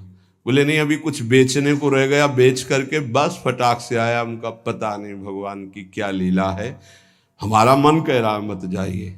बोल नहीं महाराज, अभी जब कई महीना नहीं आए तो परिचय के जो आते थे पूछा, तो उन्होंने बताया उनका एक्सीडेंट हो गया, कई जगह से उनके अंग टूट चुके हैं वैसे। फिर जब आए थे तो एम्बुलेंस में आए थे कई महीने बाद, तो रो रहे थे। उनका भगवान प्रारब्ध टालना चाहते थे पर प्रारब्ध प्रबल हो गया, आप आज्ञा पर महत्व नहीं दिए, और वो ऐसी परिस्थिति अब कभी नहीं आ सकते। बड़े स्वस्थ और चलते फिरते, सूचना मिली कैंसर, 2 महीने में हालत खराब, पर वो तो समर्पित थे, तो यहाँ वेदांत हॉस्पिटल में आके धाम बेसरी।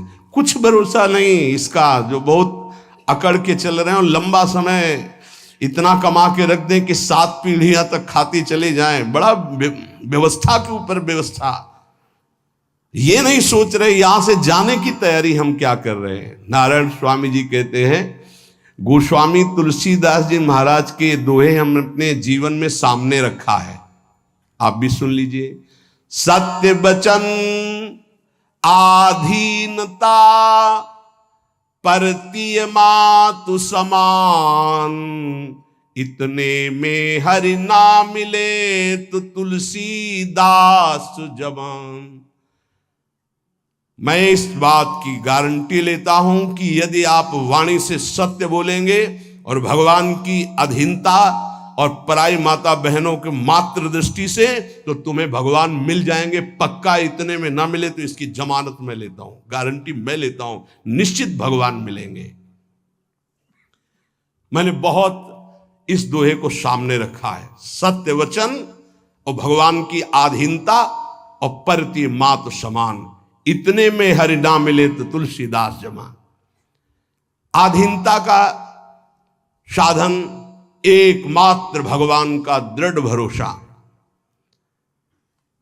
जब मैं गोमती नदी के किनारे भजन किया, नारायण की आज्ञा से अलग अलग आज्ञा होती जाती थी भगवान की, तो वहां से चाहे वो हिंदू हो, चाहे वो मुसलमान हो, चाहे ईसाई हो, कोई भी निकले, हमको सबको नारायण दिखाई दे, सब में नारायण दिखाई देते थे। सबकी चरण रज माथे पे लगाता, सबकी चरण रज माथे पे लगा।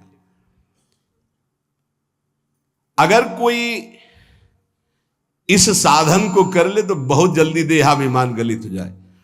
पूज्य राधा बाबा जी ने भी वर्णन किया कि मुझे और किसी से द्वेष नहीं था, अंग्रेजों से द्वेष था, क्योंकि इन्होंने जब हमारे देश पर अधिकार किया तो बहुत अत्याचार किया। उसमें पूज्य बाबा भी देश स्वतंत्रता के उसमें जेल में गए थे, तो उन्होंने देखा था कैसे भारतवासियों के साथ बर्ताव होता है। बूटों में कीलें गड़ी हुई थी, बाबा के जीवन चरित्र में पढ़ा तो जो उनके सामने सर न झुकाता, गिरा के छाती की पसुरियों पर ऐसे कूदते और बड़ी बुरी दशा से उसको मारते थे।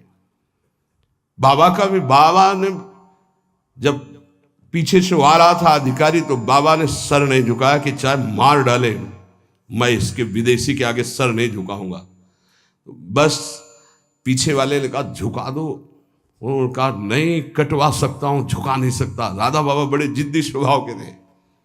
इतने में जो ही नंबर बाबा का आया वो सामने आने वाला था, तो ऑफिस में कुछ ऐसा बड़ाम से हुआ, क्या हुआ क्या हुआ, भगा तो उस दिन। फिर दूसरे दिन ट्रांसफर हो गया दूसरी जेल। तो बाबा को बहुत घृणा थी, गोरा देखते ही अंदर से उनको जलन पैदा हो जाती कि हमारे हिंदुस्तानियों पर इतना अत्याचार करने वाले ये।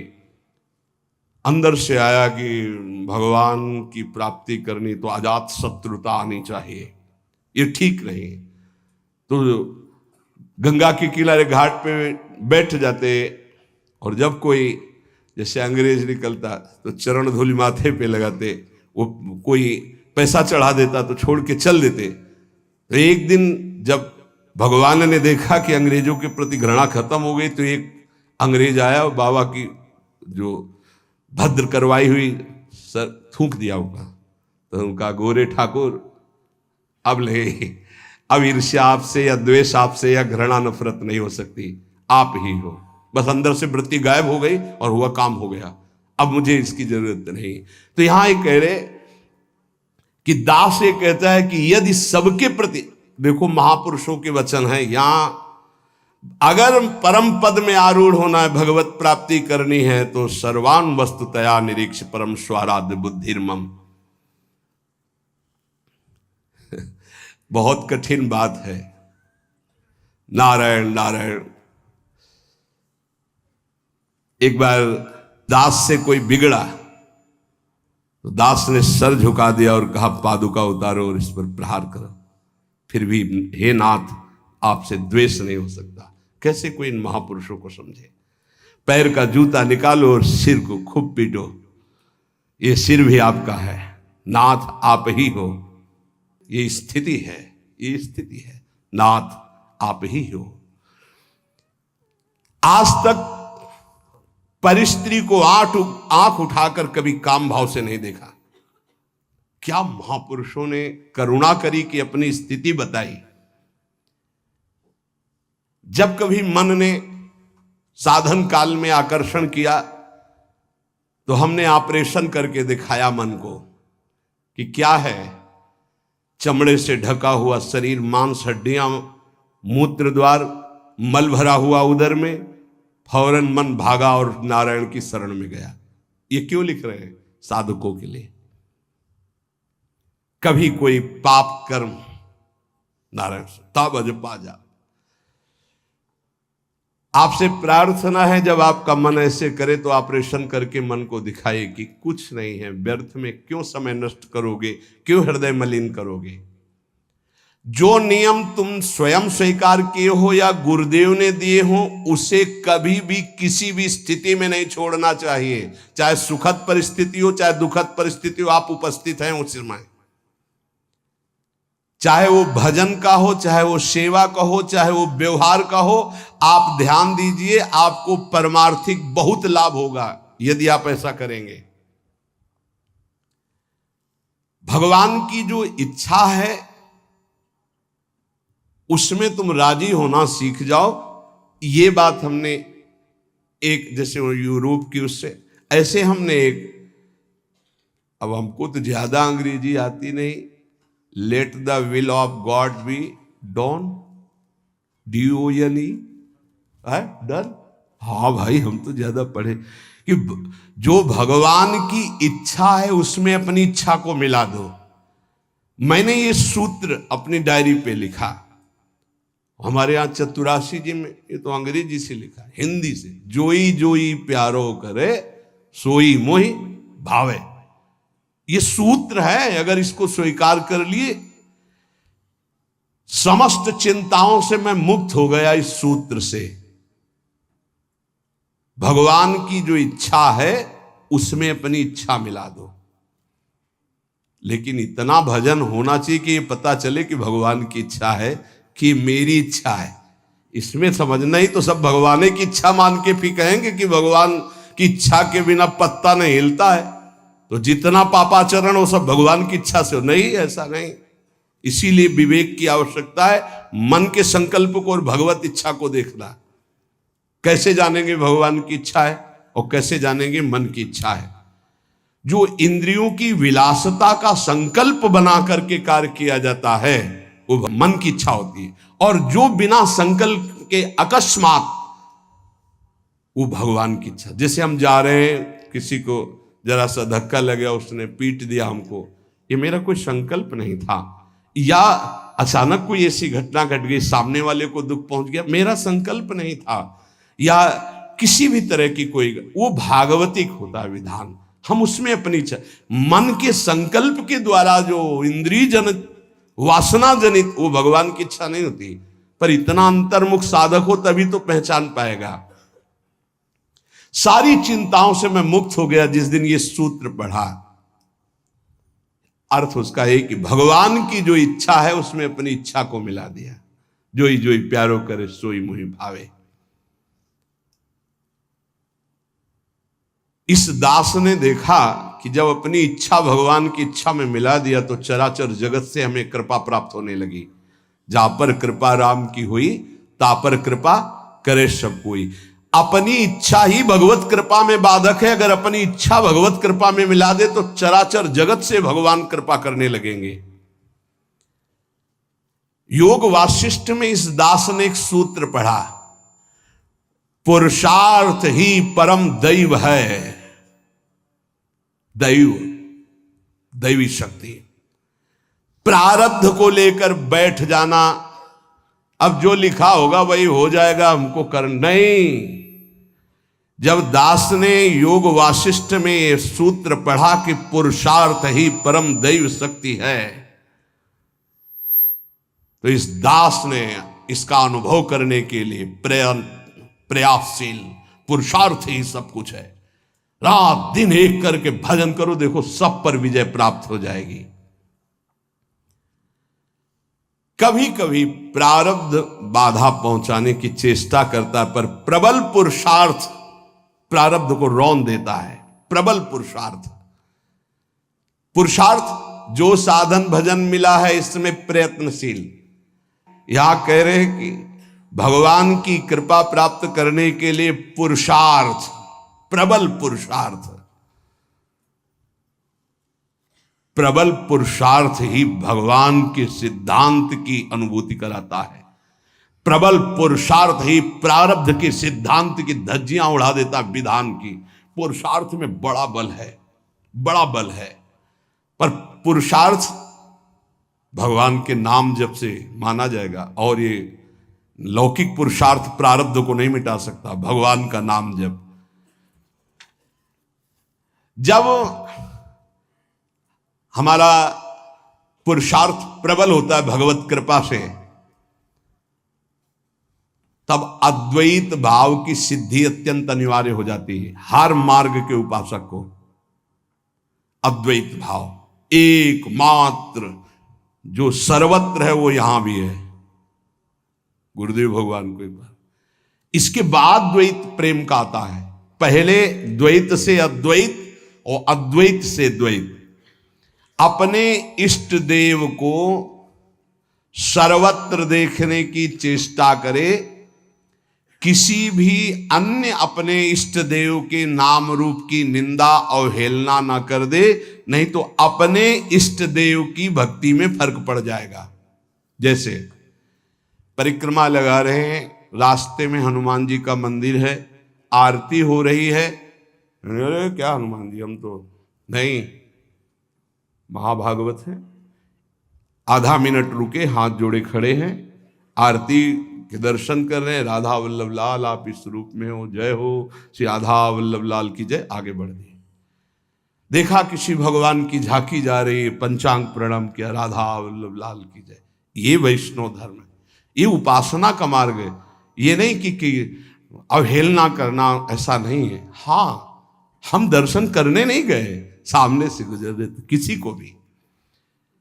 ये अपने स्वामी नारायण की कृपा से जाना, इस मर्यादा को सदैव उपासक सुरक्षित रखे। कोई भी भगवान की सवारी जा रहे, कोई भी भक्त जा रहे, सबकी चरण धूल में नमस्कार। एक और साधन अजपा जाप के लिए आवश्यक है, अगर आप कर सके तो अमावस्या और पूर्णिमा के दिन उपवास करना सीख ले।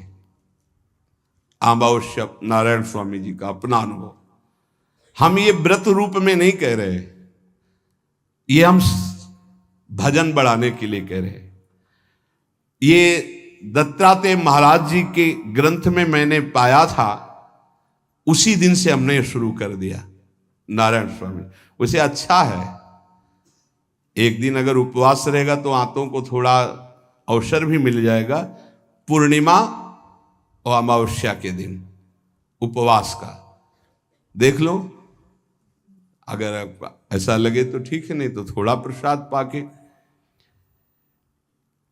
गृहस्थ में अगर पूर्णिमा अमावस्या के दिन किसी तीर्थ धाम या कहीं भी जाए तो किसी का भी दिया हुआ कुछ ना खाए, क्योंकि उस दिन का प्रतिग्रह बहुत बड़ा प्रतिग्रह माना जाता है। ये जो हलवा पूड़ी बिटता है ना, वो खाते हुए रास्ते में चलते हुए मना है। अगर वास्तविक पुण्य कमाने तीर्थ यात्रा या धर्म क्षेत्रों में जाते हैं, गृहस्थी में। दास को ये जब दत्तात्रेय जी की वाणी से पता चला तो जीवन भर के लिए नियम ले लिया कि पूर्णिमा और अमावस्या को भोजन ही नहीं करना। तो मुझे ये लगता है कि उपासक को भजन के लिए अनिवार्य है ऐसा करना। त्याग और संतोष ये साधु का तो धन होता है, साधक का तो धन होता है। ज्ञान और भजन ये उसका फल होता है। हर समय भजन और ये ज्ञान है कि सर्वत्र मेरे प्रभु। त्याग ये स्वभाव में बैठा होता है, संतोष ये स्वभाव में बैठा होता है। ये जो मूर्ति पूजा की अवहेलना करते, इन लोगों की बात मत सुनना। मैं स्वयं अपने भगवान नारायण की कृपा से अनुभव किया है कि मूर्ति पूजा से बहुत जल्दी भगवान प्रसन्न होते हैं। इस दास का अनुभव भी है नारायण की आज्ञा से। सेवा करते समय मन बहुत जल्दी इष्ट में आसक्त हो जाता है। अन्य समय भागेगा लेकिन सेवा में आसक्त हो जाएगा, क्योंकि मन की एकाग्रता सेव्य घसीट लेते हैं। इसको खिलवाड़ न समझे जो प्रभु की सेवा हो रही है। दास को जब नारायण ने आदेश किया तो इसमें बहुत सुख मिला। भक्ति ईश्वर प्राप्ति में समर्थ है। पर यह ज्ञान अत्यंत आवश्यक होना चाहिए, जब सर्वत्र भगवान है तो मूर्ति में भगवान क्यों नहीं? ये जो लोग खंडन मंडन करते हैं, यह अधूरा ज्ञान है। मेरे ख्याल से अधूरे ज्ञान से परमार्थ में काम नहीं चलता है। जैसे एक टांग से चलना बड़ा कठिन होता है, ऐसे ही कि वो निराकार है इतना ही मान लेने से नहीं होगा। जैसे दो टांगों से आराम से चला जाता है तो वो निराकार भी है, वो साकार भी है, वो साकार भी है और निराकार है, दोनों की उपासना हम करते हैं। जैसे साकार रूप में ये कर रहे हैं, निराकार रूप में सब अंतर्यामी रूप में भगवान सबके हृदय में विराजमान है। काम क्रोध लोभ मोह के दमन का साधन जो गृहस्थी में समझते हैं कि बड़ा कठिन है, ऐसा ना समझें। गृहस्थी में इन साधनों का तुम नियम लीजिए, भगवान तुम्हें सामर्थ्य देंगे कि तुम संयमी बन जाओगे, तुम सहनशील बन जाओगे, काम क्रोध लोभ मोह पर विजय प्राप्त कर लोगे। पर जो विरक्त जन है उनको तो कोई भी गुंजाइश इस विषय में नहीं है। इसलिए जिससे यहां का कड़ा शासन है कि आप परिवार से संभाषण नहीं कर सकते बिना आज्ञा के, वो भी आज्ञा होगी तो आप कुछ क्षण बैठिए यहां राधा के कुंज में बैठकर ही बात, उसका मतलब कोई वैर नहीं है, आपके राग के नाश की बात है। आपका राग नष्ट हो जाए, खत्म खेल। गुरु की कृपा से ही सब साधन की जानकारी होती, सब साधन चलने का उत्साह होता और सब साधन की पूर्णता भी होती। सदा अंतर में गुरुदेव भगवान बैठ करके साधन की प्रेरणा करते हैं, कराते हैं और सफलता प्राप्त कराते हैं। इसीलिए कहा कि व्यक्ति कभी गुरु नहीं हो सकता और गुरु कभी व्यक्ति नहीं हो सकता। वैसे मेरा हृदय तो बहुत कठोर है, नारायण स्वामी जी कहते हैं, पर पता नहीं कैसे रिझाए माखन चोर की आकर के मेरे हृदय को माखन बना दिया। भगवत कृपा से, गुरुदेव नारायण की कृपा से दयालु श्री कृष्ण के चरणारविंद में चित्तवृत्ति अर्पित हो चुकी है। ये आखिरी उतार। अब तो दास जैसे जी रहा है, वो आखिरी दोहा तुम्हें बता रहा हूं। 3 टूक कौपीन के अरुभाजी बिन नोन, रघुवर जाके उर्वसय इंद्र बापुरो कौन। ये मेरा जीवन है नारायण स्वामी जी। एक रस्सी, एक टाट की लगोटी और बिना नमक की सब्जी। मेरे हृदय की स्थिति है, ना मुझे मोक्ष चाहिए, ना 14 लोकों का राज्य चाहिए, ना मुझे ज्ञान चाहिए, ना भक्ति चाहिए, बस केवल केवल सुमिरन, बस याद में उनकी डूबा रहता हूं, बस कुछ नहीं चाहिए। देखो मेरे हृदय में जो था मैंने बता दिया, तुम देखो अपने हृदय में क्या लाना चाहते हो। नारायण नारायण नारायण। नारायण स्वामी के जीवन की ये अमूल्य शब्द आप सुने। महापुरुषों के अनुभव खोज खोज कर इसलिए सुनाए जा रहे हैं कि कोई भी महापुरुष पर श्रद्धा हो जाए, किसी भी महापुरुष के वचन आप स्वीकार कर लें, आपका जीवन कृतार्थ हो जाए, आपका भजन चलने लगे, आप विषयों से निवृत्त हो जाएं, आप दुखों से बचकर भगवत प्राप्ति कर लें। शेष चलते आगे। श्री राधा वल्लभ लाल की।